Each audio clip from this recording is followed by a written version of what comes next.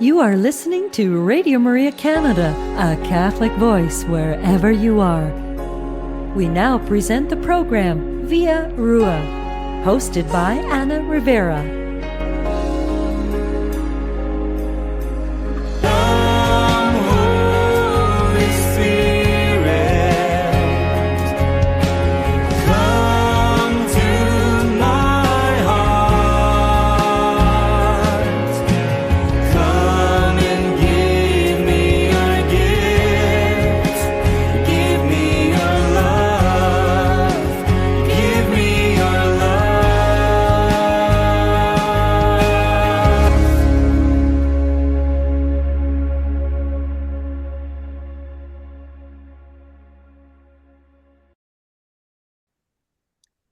Hi, everyone. Good evening, good morning, good afternoon, wherever you are. Today's program is called Via Ruah, where we learn about God's breath being a tender secret that creates and upholds all life. Today we have Father Ted from Hamilton, Ontario, and he is our guest. Today he will talk to us about Hamilton Right to Life. He's a director there in Hamilton. Hi, Father Ted. How are you today? I'm wonderful. God's blessing is always with us. And here, I'm actually right now at a trailer park in Cambridge, where I spent most of the summer. I'm a retired priest. I retired from being pastor. I'm 81 years old at this time, but I still feel God's blessing upon me. I still feel young. So here I am. Beautiful. And that means that you like the outdoors, Father? You like to hike and go outside? I'm not too big in hiking. I just sit here on my lawn looking out at the lake, a small lake, it's called the Puslinch Lake, and it's about a kilometer and a half each way. Not too deep, but anyway, it's good for looking at and kayaking on, that kind of stuff. And it feels like the North Country, even though I'm very close to the city. Is there swimming involved? Is it swimming? Yeah, can you swim in it? You can, but it's kind of mucky on the bottom in most places. So I have to find a place that's not as mucky. I do occasionally, not very often. Yeah. Kayaking still sounds like so much fun. I really liked it. It is. So to start off, Father, can you please tell us, when you were a child, when did you first feel the call to priesthood? Okay, maybe I can go back a bit further than that. I was born in Holland in a family of 10 kids. And so then when I was 10 years old, all of us came to Canada, and we settled a little bit outside of the city of Brantford, which is about an hour's drive away from Toronto, Ontario.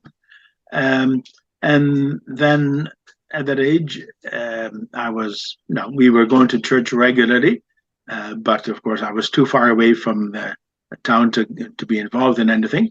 So about a year and a half later, we moved into the city itself. So I was maybe 2 miles or something away from the church. So at that point, I went to the Catholic school and became an altar boy. Of course, in those days, it was just altar boys, no girls involved in serving. So anyway, in the parish at that time, there was a younger priest, one of the curates, we called them in those days. Today we probably call them associate pastors. But anyway, so he was a very kind and a man who was interested and connected to the school and so on. So I was asked by him to become a server, and I did. In the parish at that time, there were every first Friday of the month, there was adoration of the Blessed Sacrament. It began after this morning mass on Friday and finished the following early morning.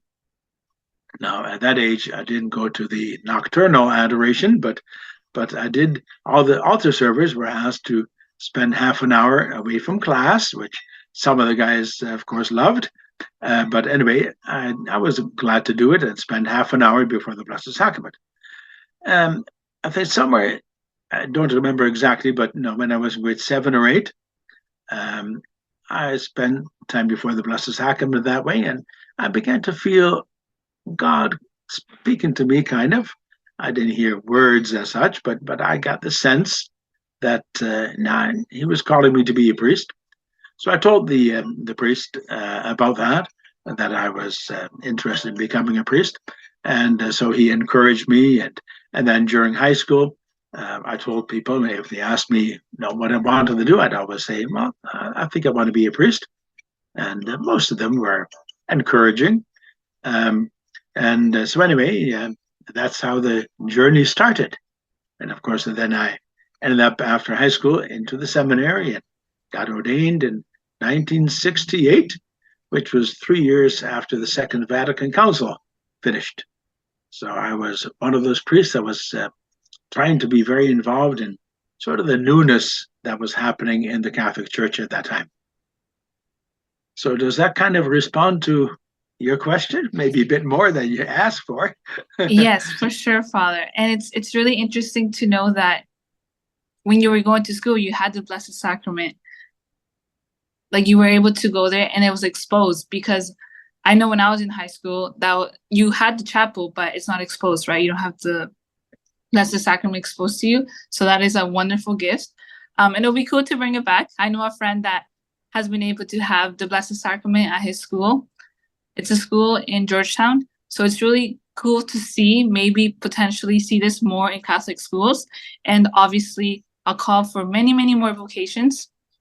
And then I guess during that time, Father, were your parents glad that you wanted to be a priest, or like what was the reaction like? Do you remember? Well, my parents had never encouraged me directly to become a priest, but no, we were, shall we say, a solid Catholic family, and so when I told them that I was thinking about that, they were okay with it, and I think my mom was happy with it. My dad maybe too, but more so my mom. But she wasn't expressing that joy in the sense that would put pressure on me. So I never felt pressured by my family to become a priest. I think there's a few guys in the seminary that did feel that kind of pressure from parents, but I certainly didn't feel that. I felt it was coming from God through me, of course. So yeah, Yes. they were happy. And now, very interestingly, if I can add this little side point, if one of my sisters had wanted to become a nun, I think my dad would have said no. uh, I'm not quite sure why, but no, he maybe had some bad experiences with nuns or something in his background. I'm not sure, but yeah, and a family that I know very well. One of the girls there wanted to become a sister in the Sisters of St. Joseph, and she had to wait until she was 21 before her parents would let her to do that. And she did become a sister, and she still is. So it's just wonderful. And Father, how many siblings do you have? Sorry? How many siblings do you have? Oh, there's 10 of us. So there were 9. Of course, now I'm number 8 in the family of 10, and so 4 of my siblings have passed on to the Lord. Unfortunately, in a way, but I mean, it's good for them, Lord willing, that they are now in that next life. But so there's the 6 of us in the family left, and fortunately, all of us live relatively close together, so within an hour's drive of each other. So for birthdays, we get together. Around Christmas time, we get together, etc. So yeah, it's good to be in a good big family. I happen to have 37 nephews and nieces, and there's I think it's 68 great nephews and nieces, and now the next generation has started, which is I think about 10 of them that are great nephews and nieces, I guess. Wow, that's beautiful to hear, Father. It's so different to hear someone that has such a big family, because nowadays you tell someone that you have 3-4 kids, they already assume that's a big family, right? Right now it's like average is like one child or two kids, right? So it's Right, definitely right. beautiful to hear. And Yeah, society probably has really changed in that regard, or in certainly Canadian society has very much changed, Yeah, we need to build that culture of life back into our families. yeah, So for when sure. you were in high school, Father, my next question would be, was there a push for chastity, or was there like a sex ed program, or like what would you say? Hmm, the I guess the presentations were that chastity was presumed. Obviously, people at times did, have sexual encounters, but chastity was presumed almost. And of course, in the Catholic schools, etc., anything related to sexual activity would be considered to be seriously sinful, and so we would be certainly careful. Um, other other than chastity, no, somewhere along the line there was a bit of education, more about the sexual organs and that kind of thing. A little bit of the physical part of sex was, I think, taught at some time in our health classes, and and I, of course, as a kid, you want to know more. So I looked up a few books and that kind of thing, and usually in church. So I would start to try to understand a bit more about sex and that kind of thing. So Yeah. yeah, chastity was expected, shall we say, and I'm sure some were not faithful to that, but yeah. It's very like I've been looking a bit into it, like the history of like the sex ed curriculum now that we have, because it's very different. Because now it's all about consent. It's not really about, are you in a place where you're in a safe relationship that you're able to say yes or no. Right, right. So it's like it's very different from going like all the way from chastity to now it's like, oh no, now you can like actually say yes. And then here are safe, right? Like birth control or like the patches that women can put on to like not get pregnant. So I think in that regard, and I've also read about like Candace Owens was saying that when it was chastity, that that was before the sexual revolution, it was really good for people to just see that as normal, because now if you're chaste, especially if you're, I don't know, 20, 21, 25, maybe a faithful Christian, even Catholic, and you say you're a virgin, the world, like it's in the whole shock. Like it's like, how have you survived? Because we live in such a sexualized society. Oh yeah, it's presented like sex is as an essential thing in life. I mean, sexual activity, as though it's like eating and drinking. You have to do it. That's the way it seems to be presented these days. Yeah, which of course is completely false. But yeah. And then, Father, from your knowledge, because I think you were there, when did abortion become legalized in Canada? Well, abortion, of course, was always in the past considered to be a terrible thing, and in a Catholic perspective, of course, very sinful. But yeah, so it became legal in Canada, unfortunately, in 1969. Trudeau, that was Pierre Trudeau, who happens to be the father of the present Prime Minister, Justin Trudeau. He was I forget now whether he was a prime minister. I think he was a prime minister or the minister of justice. Either one or the other. I'm not sure now. I can't remember completely. But anyway, so it was through him basically that this happened. First, it was abortion was permitted under certain conditions, and there had to be a little committee of 3 doctors that would approve an abortion. And of course, now those committees tended to start picking doctors that would easily approve abortion for few reasons. The presumption was first that it would be for the health of the mother, and of course, that became very quickly a wide perspective of to include the mental health of the mother, and of course that could mean anything. If a girl or a woman is upset that she's pregnant, well, that's mental health. So it became very quickly a slippery slope from just the first year, I can't remember the numbers, but maybe a couple of hundred approved across Canada, to the next year probably 1,000 or a couple of thousand, and it became very rampant quite quickly, unfortunately. So it became a real slippery slope. For a long time now, abortions, and I'm talking here about surgical abortions, of course.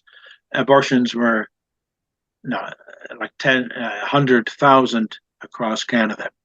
And that's been going on with approximately that number for many years now, probably since the mid 70s. I can't tell you the exact numbers. I don't have those in front of me, but probably since the mid 70s, it's been like 100,000 little infants aborted. And so there, since that time, if I can just pursue that a little bit, since it became legal in that sense, pretty soon, the committee of doctors was eliminated. So basically, it could be for any reason. And in 1988, I think it was. I don't have the data in front of me, but I think it was 1988.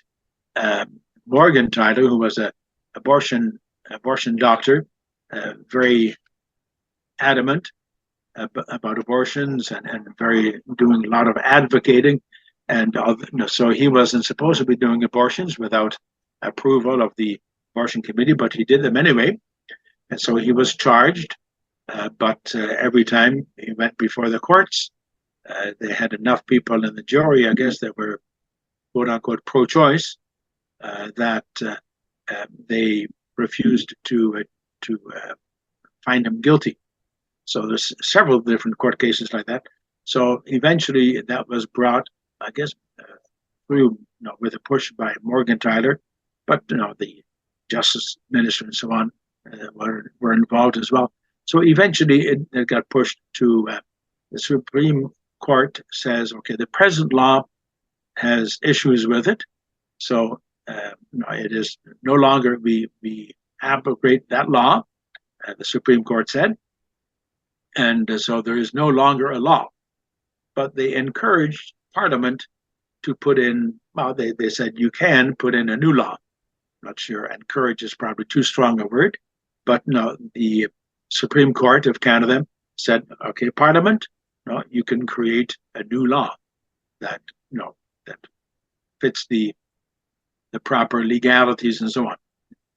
So actually, the Parliament, under a Conservative government, did try to put in a new law, but it wasn't agreed upon. So it wasn't. And there was another effort along the way to put in some kind of a law that would restrict abortions to some extent again, but that was not passed either. And since that time, so 1988, 89, 90 would be the latest, I think, that Parliament has tried anything. And since that time, there has been completely no law, no criminal law. Of course, the medical profession has some regulations, but they're pretty loose, and so there's no criminal law in Canada. I think the only other countries in the world that are similar to that, having no law, no legality related to abortion, are those wonderful countries of North Korea and China. So Canada is in that league, if you will, in regard to abortion. So it's a terrible situation, and it has been that way for more than 30 years now. Father, do you remember what people's reactions were? Like, were people doing, like, protesting? Were they doing petitions? Like, what was that like for someone that believed that the criminalization of abortion was wrong? I'm sorry. The outside here they had a lawnmower going, so there's quite a bit of noise. So I half heard your question. So can you please repeat the question? What was people's reaction to it? Were doing petitions? Were they protesting against this like new Oh, law that was coming up?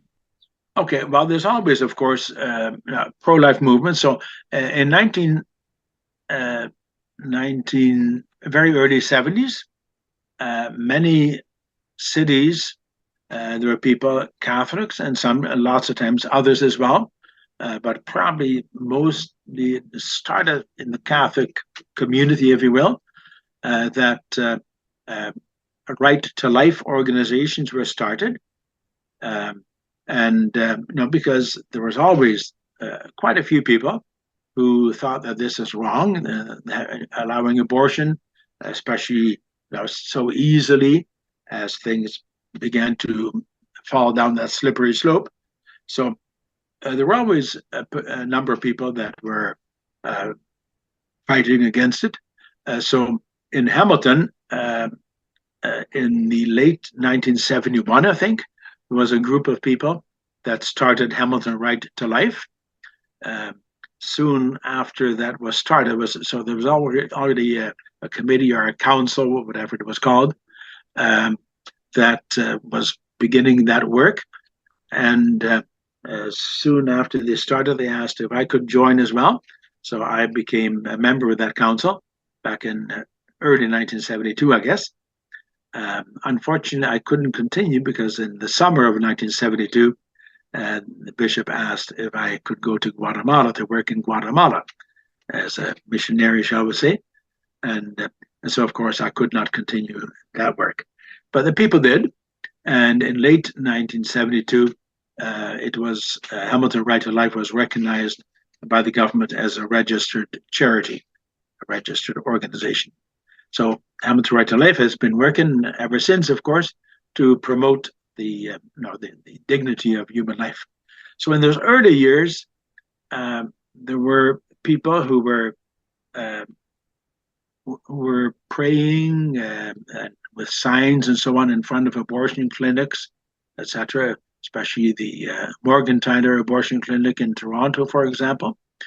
And pretty soon, they those people, the abortionists and the pro-abortion people, asked, some court or another, I forget the legalities of it, but they asked them to create a bubble zone so that people couldn't protest against abortion or even pray against abortion within, I forget, 100 yards, something like that, 100 meters of the abortion clinic. Well, there were several people who refused to obey that law. And so they were arrested and put into jail. So I remember in those early years, well, this was after I came back now. I remember after I came back from Guatemala. So I came back in late 78. So I think in 79, 80, 81, somewhere in there, there were several people in jails in the Toronto Detention Center. And I remember, people going to pray by those jails at certain times with signs and whatnot in support of those people that had, that were in jail for this reason. There's one lady whose name I can't remember now. She's from Walkerton, Ontario. She continued to do this for many, many years. And I remember going for a day to court to be a support, when she was again in court. She could have stayed out of jail if she stopped doing what she was doing. Signed something that she would not do that anymore. But she refused to sign that because she was strong, and so she went back to jail. So she was, by this time she was a grandmother, but she she probably spent half her time in jail, and then getting out and going back to pray. She wasn't a obnoxious kind of a person in front of the abortion clinic. She was just there praying, I think probably with some kind of a sign, praying not to have an abortion or something like that. So she did that. And there's always, unfortunately, a minority of people that would vocalize their opposition to abortion. Like I say, almost every city still has had and still has a right to life organization of some kind. Some have changed their names a little bit, but basically doing the same thing, protesting against the abortion. And now, of course, for the last 80 years or so, that we've had MAID, medical assistance in dying, which is really, of course, suicide, but a euphemism for suicide. People who are perhaps at the end of their life, near the end of their life, and perhaps are experiencing some pain, either physical or emotional, or just feel lonely or depressed or whatever. They can ask for MAID. Of course, the Right to Life organizations are moving in that direction too. They are protesting against MAID now, because it's against the dignity of life, against the. Now, we, of course, as Catholics, believe, of course, that this is completely against God's will, who is the source of life. And it's an insult to God to commit suicide and for any reason, and certainly abortion for any reason as well. And certainly, we need to have compassion with the people that feel desperate, whether it's for abortion or for people who are asking for MAID. Certainly, we need to have compassion for them, because they're human beings, and they need to have the support, the compassionate support, so that the people who are inclined to have abortions get the support they need. And of course, our crisis pregnancy centers and so on. And for people who are perhaps asking for MAID, there's hospices that can really give them the good support and so on. So we need to be there in many ways for those people. And there's always been people, perhaps a minority, who will actually support that kind of thing. Crisis pregnancy centers, or the Right to Life organizations trying to educate the public, or the political organizations, like in Canada, Campaign Life Coalition, that tries to do the political work, trying to get people to vote for pro-life people, etc. So yeah, there's always been an opposition, shall we say, against the government status quo. And as a priest, did you see any other priests trying to get involved, or were they adamant? Like, how did you see the Catholic leaders respond to this? Well, that's an issue. Now I don't know of one priest who would declare himself to be pro-choice. I don't know of one. All would say that they're pro-life, as far as I know. But some speak up about it and go to the March for Life, and or participate in the life chain, or things like that. Some will, at times, in a homily, speak something directly about abortion or about MAID and so on. But there are, in my opinion, too many who don't speak out clearly, who could, in my opinion, do a lot more for the pro-life cause. In homily, for example, even if they don't personally participate in a life chain, there's opportunities during the year at different times to make references to the evil of abortion and the evil of suicide, etc. Just as we need to speak about the evil of the climate change and criminality and drugs, and the evil of how terrible it is that so many people are getting high on drugs, and now with the fentanyl in the drugs, sometimes overdoses. In Canada, there's been thousands of people now overdosing, sometimes perhaps on purpose, lots of times I think because they don't really know what is in them. So now, as priests, as pastors, I think we need to speak about those kinds of things. Now, if you listen to the Pope's presentations, now, of course, he always speaks from a perspective of Christian Catholic faith, but often he's speaking on social issues in the world, whether it's war or anything else like that. And so, as he does, I certainly believe that we as priests and bishops need to do that. So I'm sometimes a little disappointed that that some of the priests don't seem to do anything in a public way, shall we say, to promote life directly, to be against the current culture, shall we say, of abortion as our right, quote unquote. So yeah, a little disappointment there sometimes, but there are certainly priests who are with me and are supportive and are doing something publicly and personally in the pro-life cause. I'm certainly not the only one in our diocese who does that, for sure. Yeah, it's hard to speak out on the truth, and I think sometimes it's ironic because myself as a practicing Catholic, I do want to see, obviously, from the pulpit, priests, not just one priest, not just two. I want to see more. Like, it should be widespread, and it should be a normal thing in our Catholic Church. Because yes, we have a world that has a culture of death, but where is the culture of life in our church, in the Catholic Church? Because if we're not even able to talk about it with amongst us, right? How much more harder is it going to be to talk about it in a hostile world where we already have the culture of death? Definitely thank you, Father.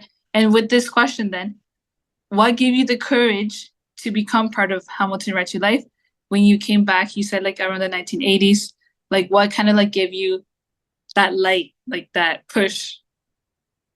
Well, as I indicated, even before I went to Guatemala, I joined the Council for Hamilton Right to Life, but that was a short stay because of having to go to Guatemala. In Guatemala, I wasn't involved directly in the abortion questions because, fortunately, it was always against the law. I think in Guatemala it still is against the law to have abortions.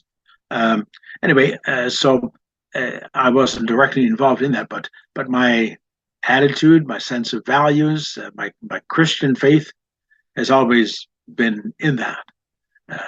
Then in Guatemala, there was so much obvious injustice and poverty and so on.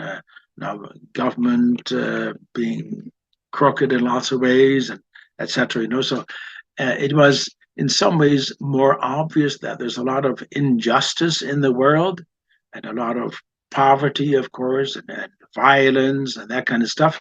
So I became more aware and have felt the courage, because there's lots of other people in the church in Guatemala that were aware of these things, and sometimes we would certainly talk about those issues. So when I came back, one of the first things I did was want to sort of keep that movement within myself going, of wanting to be in support of, partners with, and solidarity with the poor of the world. And in Canada, we have an organization which is probably a little bit similar to Catholic Relief Services in the States, but it's called Canadian Organization, CCODP, a Canadian Catholic Organization for Development and Peace, in short, Development and Peace. And it's the official Catholic Church's organization in Canada in support of Third World, as we called it in those days. Nowadays, we sometimes call it the South. But anyway, the less developed, technically, economically, etc., areas of the world where there's still, unfortunately, a lot of poverty. And so Development Peace is an organization that does this kind of support. And part of its mandate is to try to educate Canadians about the various issues related to poverty and injustice and so on. So I got involved in that because it seemed like a continuation of my work of doing stuff in Guatemala.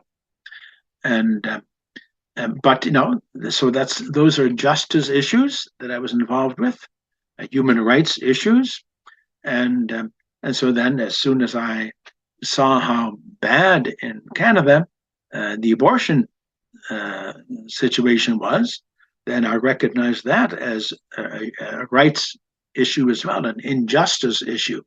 It's an injustice, complete injustice against the tiny infant in the womb, who is a human being, loved by God, created by God, and so it's kind of followed up, and it's just part of that whole package. It seems to me. It's difficult, of course. One person can't get involved directly in all the different issues. The poverty issues and war issues and abortion issues and maid issues and et cetera, et cetera. Yeah, and the poverty right here in Canada, and nowadays so much homelessness and so on. One person can get involved in everything. So I have to make some choices as to where you can put your energy, where your passion is. So for a long time, my passion was kind of with development peace and the right to life issue, but that took for a number of years, took second place, if you will, compared to development peace. By the time that I got retired as a pastor, which is 80 years ago now, I became less involved in the development peace part, and by that time I was much more involved in the right to life issues, being on the board for Hamilton Right to Life several years by that time, and so on. So when I retired, I stopped my direct involvement with development peace, although I still support it morally and with my finances and so on. But I got more involved in Hamilton Right to Life. So that's where I am now. And all of that comes from that desire to search for justice in the world, and of course my faith, being a Catholic, a faithful person, I like to think, and being faithful to the Lord by trying to do my part in making this world better, making it more just, more caring. So more that's humane. Where I am. And then, Father, what would you say? So now that you're involved with the Hamilton Right to Life, what would you say Hamilton Right to Life's goal has been in the city of Hamilton?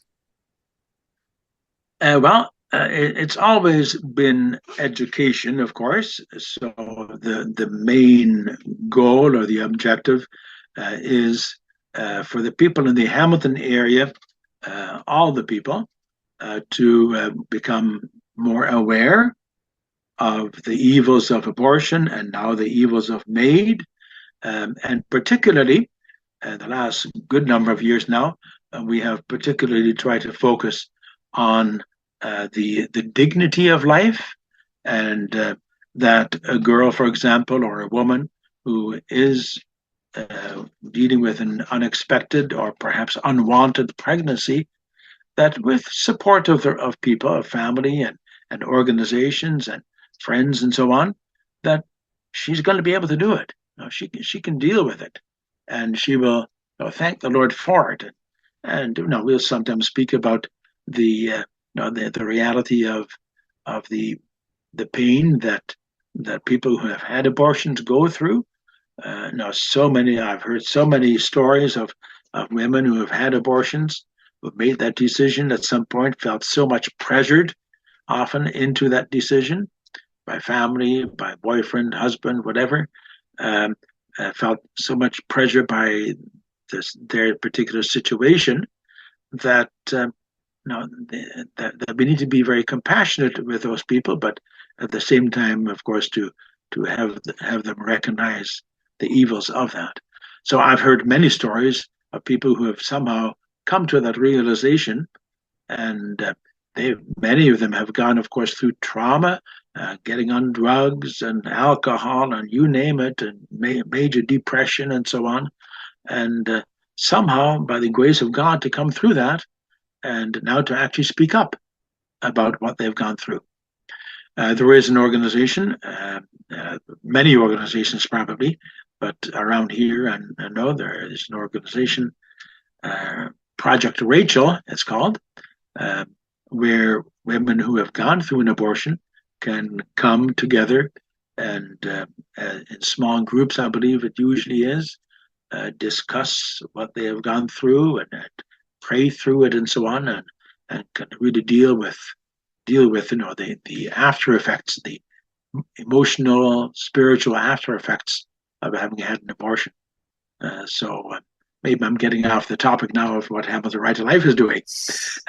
So going back to Hamilton Right to Life, so we have the last good number of years tried to promote that message of the dignity of life, and that if you're dealing with pain or emotional pain or whatever towards the end of life, or you're dealing with an unexpected pregnancy, that you, with the right support, and we have a number of organizations in Hamilton that give that direct support, that they can deal with that, and so we have billboards around the city of Hamilton every so often, and we also, of course, have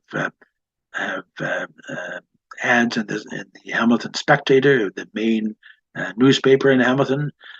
We have radio commercials. We've had some little notes under the news items when the news is going on, a little message from Right to Life there on the bottom of the screen when the news is going on TV. All of those, of course, are very expensive. We now also have some social media that you're involved in for us, Anna. So social media messages, and sometimes a bit of ads on the social media. So these different ways of reaching out to the public, to the people that are already with us, shall we say. Of course, we put out a newsletter usually 3 times a year, in which we do promotion. When we have opportunity, of course, we would reach out. Lately, we haven't been able to do that very much, but we can reach out to do some public speaking for groups, whether it's a CWL or the Knights of Columbus or in schools and so on. We hope to get into schools much more. The Catholic schools in Hamilton were doing their own pro-life things for a while, but then during COVID, things got all screwed up, and so they haven't been able to get going again. So perhaps when Hamilton Right to Life can be a support there to get a good speaker that will give that very positive message to the kids that might hear us. So we are looking seriously into doing something along those lines with the support of Hamilton Wentworth Catholic District School Board, which is the board that runs all the Catholic schools in the Hamilton area. So we hope to do that. So yeah, so it's promotion, of course. We try to channel people that are in difficulty with a pregnancy, whatever, to organizations like Birthright, for example, who will give that direct support, and who will help the woman or the girl with that caring, compassionate, one-on-one support, and supply stuff that they will need, diapers and cribs or whatever, and they will give that continued support for a year or two, if necessary, after the child has been born. So yeah, so those are some of the things that we do in Hamilton Right to Life. You yourself know a bit about Hamilton Right. Maybe you can yourself add what I've missed. Well, Father, I was going to ask you if you want to show the logo of the beautiful shirt you have. Oh, yeah. This we were to. Can you see that pretty Yep, much? Hamilton Right to So Life. that's our logo, Okay, and we're because it's the image is of an expectant mother, of course, and then the words Hamilton Right to Life. One of the things we're discussing at this point is possibly changing the logo because we want to also include the whole issue of the end of life. So we're kind of beginning discussions on the board about that possibility of updating the logo and possibly the name itself. Um, I think Hamilton Right to Life perhaps has the emphasis on the justice and kind of almost the political aspect of the right to life, which is wonderful, of course.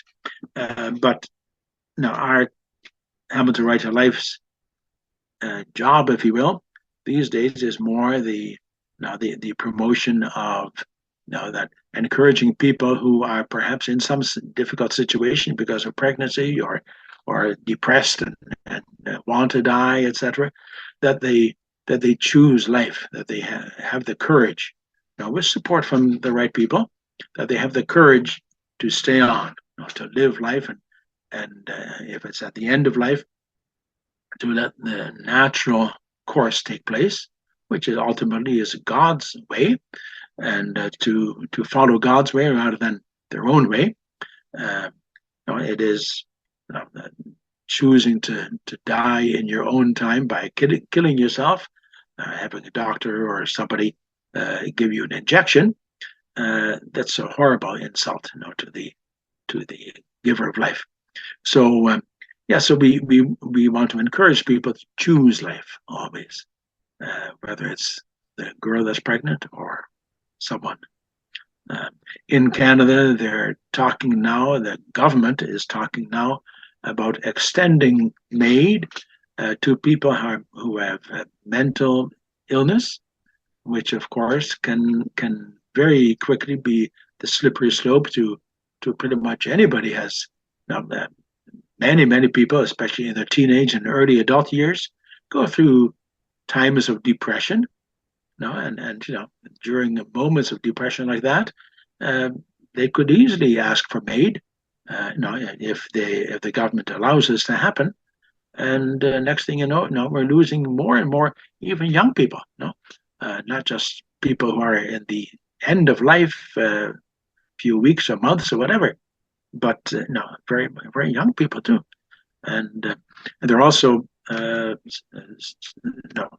looking seriously. The government they're looking seriously at extending it to um, mature children. I believe they're. What does mature mean? No, is a 14-year-old mature? Well, some perhaps are, but a lot of them sure aren't. Is an 8-year-old mature? Anyway, so the government is it, it's a slippery slope with the whole MAID issue as well. So, It definitely is. And it's really sad because even when I was studying psychology, there's a difference between being mentally ill and having moments of depression. They're two different things. But now they're also being seen by the government, I would say, in my opinion, the same. Which again, like you said, Father, the same slippery slope happened when abortion was legalized. One of the final questions I would like to ask you, Father, is what advice would you give to someone that wants to join the pro-life movement but is feeling a bit scared? Is feeling a bit, yes, scared, afraid. Yeah. Oh boy. I guess the first thing perhaps is to if it's a younger person, for example, to encourage them to find or maybe match them up with someone more or less their age who is pro-life, so that they can sort of share those values and learn from the person who already has the courage to speak out, etc. And so I think that solidarity, feeling together, not being alone, is a pretty important part. Uh, Aspect, and presuming that we're talking about people of prayer, of faith, which perhaps not everybody who would want to be pro-life is, but if they are people of faith, certainly encourage to put it in prayer, to put it before the Lord and to start talking to the Lord and listening to the Lord about this issue and about where they fit in that, and then to begin with perhaps simple things like joining in the life chain, which is an hour, just standing in public with a sign while you're praying. Perhaps joining the 40 days for life, which is similar, but perhaps more often during the 40 days of Lent or in the fall for 40 days. Joining in those things, and then perhaps offering to volunteer in office work or different things in Hamilton Right to Life, or in another wonderful organization that I mentioned earlier, Birthright, or if they feel more inclined towards sort of the political aspect, in the Campaign Life Coalition, they always looking for support as well. Hamilton Right to Life, of course, does not directly get involved in the political part. We're the educational branch, if you will, of the Right to Life, dignity of life issue. We directly, as an organization, don't do the personal caring of people who are in a tough situation, but there's other organizations that do that. So we steer them, hopefully, to those organizations. So beautiful. Yeah. Thank you, Father. Okay, good. It's definitely hard. Thank you. I would say someone as a very outspoken person here in Hamilton, it's not easy. And like you said, Father, the first thing you said was go to someone that already has the courage. And that is the great motivator. I know that me, myself, working with Hamilton Right to Life also has motivated me to obviously be more outspoken and to remember that we are not alone. So with this, I know that you and the person you are, and your work and whatnot, you're certainly doing that. You've been reaching out to a lot of people your age and or younger people, etc., and beginning to what's the word? Influence them, haul them in. I was going to say, but that's not quite the right word. Influence them, encourage them to become much more pro-life. So that's great. Thank you so much, Anna. Yeah, thank you so much, Father, for taking this afternoon and being truthful with your words and telling us the history and what we can do today to end abortion in Canada. Thank you so much, everyone, for tuning in today. And this is the program called Via Ruah, where God's breath is a tender secret that creates and upholds all life. Thank you so much, and God bless you all. God bless you.